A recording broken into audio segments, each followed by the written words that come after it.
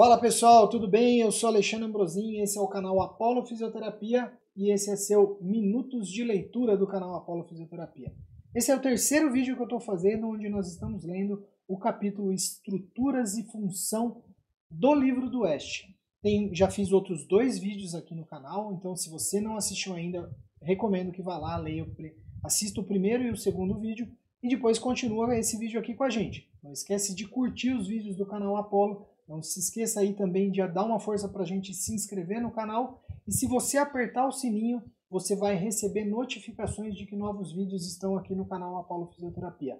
Vamos lá? Vamos iniciar o nosso Minutos de Leitura.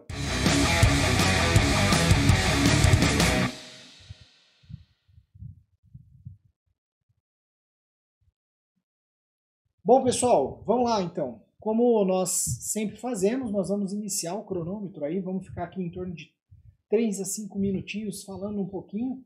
Nós terminamos o nosso último vídeo aí falando aqui sobre terminamos essa página, né, falando aqui a respeito das poeiras inaladas, a gente terminou o vídeo falando sobre isso.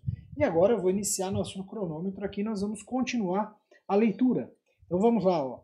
A gente sabe então, o pulmão ele é elástico e retorna passivamente ao seu volume pré-inspiratório durante a respiração em repouso.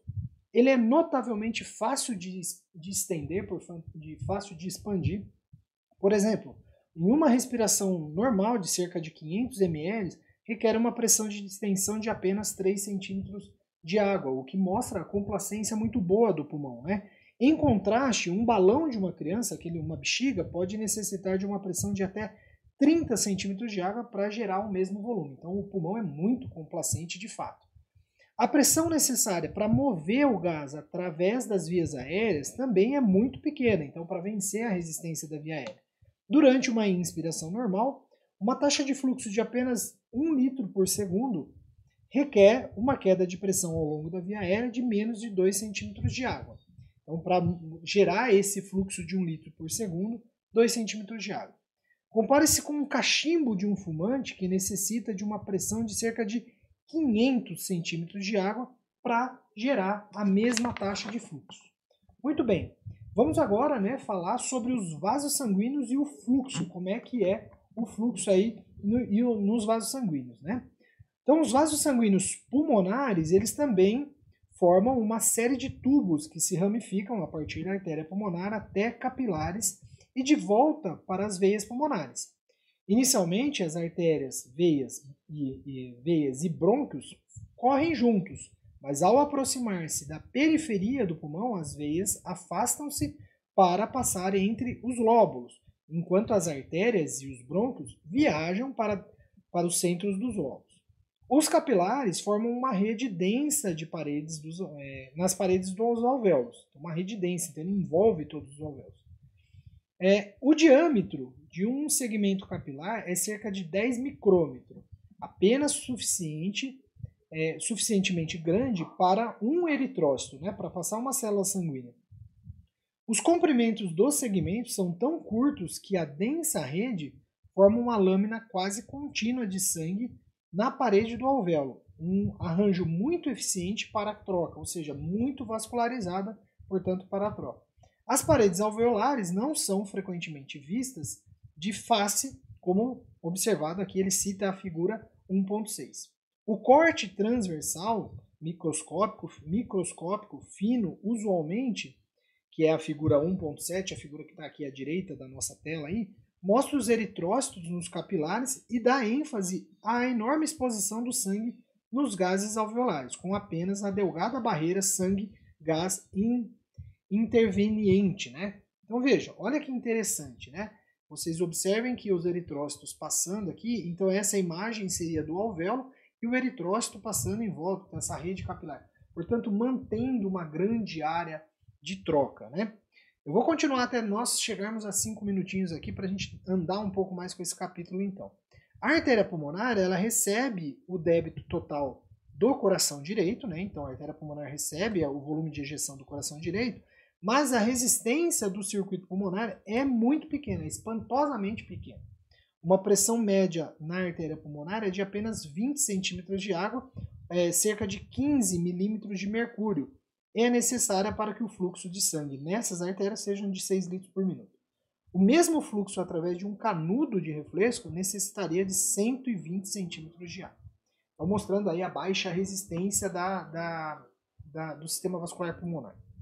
Cada eritrócito despende cerca de 3/4 segundos na rede capilar e durante esse tempo provavelmente atravessa 2 ou 3 alvéolos.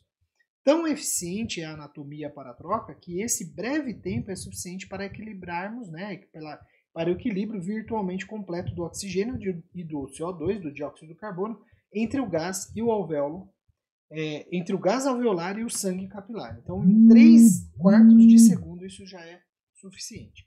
O pulmão possui um sistema sanguíneo adicional à circulação brônquica que supre as vias de condução até perto dos bronquíolos terminais. A maior parte deste sangue é levada embora do pulmão pelas veias pulmonares. Então, o fluxo através da circulação brônquica é uma simples fração daquele através da circulação pulmonar. E o pulmão é capaz de funcionar razoavelmente bem sem ele, por exemplo, após um transplante pulmonar. Então vamos novamente aqui, né? O pulmão possui um sistema sanguíneo adicional, que é a circulação brônquica, que supre as vias de condução. Então supre a via aérea até bronquíolo terminal. A maior parte desse sangue é levada embora do pulmão, né? Ele volta pelas próprias veias pulmonares, né? Que estão participando lá das trocas. O fluxo através da circulação brônquica é uma simples fração daquela através da circulação pulmonar. E o pulmão é capaz até mesmo de funcionar sem que ocorra, né, sem o uso da circulação brônquica. Para concluir essa breve descrição da anatomia funcional do pulmão, analisamos 2 problemas especiais que o pulmão tem que superar. Olha lá, vamos conseguir acabar o capítulo aqui, né? Primeiro, a estabilidade alveolar. Então, a estabilidade dos alvéolos, o pulmão pode ser encarado como uma coleção de 300 milhões de bolhas, que são os alvéolos, cada uma com 0,3 milímetros de diâmetro. Essa estrutura é inerentemente instável, então ela fecha muito fácil, né? Em virtude da tensão superficial do líquido que reveste os alvéolos. Desenvolve-se forças relativamente grandes que tendem a colapsar os alvéolos, mas felizmente algumas das células que revestem os alvéolos secretam um material chamado surfactante, que diminui drasticamente a tensão superficial da camada de revestimento dos alvéolos. Como consequência, a estabilidade dos alvéolos é enormemente aumentada, embora a estabilidade, né, nós mantemos mais estável, embora o colapso dos pequenos espaços aéreos constituído sempre um problema potencial e frequentemente ocorre nas doenças. Então, o surfactante produzido pelas células produtoras de surfactante, pneuócito tipo 2, mantém o alvéolo aberto, porém, o surfactante ele não impede o fechamento das pequenas vias distais, que pode acontecer isso, por exemplo, nas doenças obstrutivas. A remoção das partículas inaladas, por fim, que é o segundo problema, para a gente encerrar esse capítulo. Com a sua área de superfície de 50 a 100 metros quadrados, uma área de superfície grande, o pulmão ele apresenta a maior superfície do corpo a um ambiente cada vez mais hostil, né? Quer dizer, está em contato com o ambiente externo. Vários mecanismos para lidar com as partículas inaladas foram desenvolvidos, nós vamos estudar isso lá, ler com vocês no capítulo 9 desse livro. As grandes partículas são filtradas e retidas no nariz. As menores, que se depositam nas vias aéreas de condução, são removidas por uma escada rolante de muco que continuamente varre os detritos para cima da epiglote, onde ela pode ser deglutida ou expectorada, tossida. O muco é secretado pelas glândulas mucosas e células caliciformes das paredes brôncas e é impulsionado por milhões de cílios que se movem ritmicamente em condições normais, mas são paralisados por algumas toxinas, inclusive pelo cigarro. Os alvéolos não possuem cílios e as partículas que se depositam aqui são engolfadas por grandes células errantes, né, chamadas de macrófagos. O material estranho é a seguir removido do pulmão pelo sistema linfático e pelo fluxo sanguíneo. As células do sangue, como os leucócitos, também participam da reação de defesa do material estranho que entra até os pulmões. Muito bem, pessoal. Chegamos aqui, então, ao fim do primeiro capítulo do livro do Oeste. Você que quer continuar lendo aqui comigo, não perca o próximo vídeo que a gente vai fazer aqui. A gente vai estudar junto os capítulos aqui do livro do West. Se você gostou desse vídeo, compartilha com a galera. Não esquece de se inscrever no canal Apollo Fisioterapia. Um grande abraço e até a próxima aqui no nosso canal.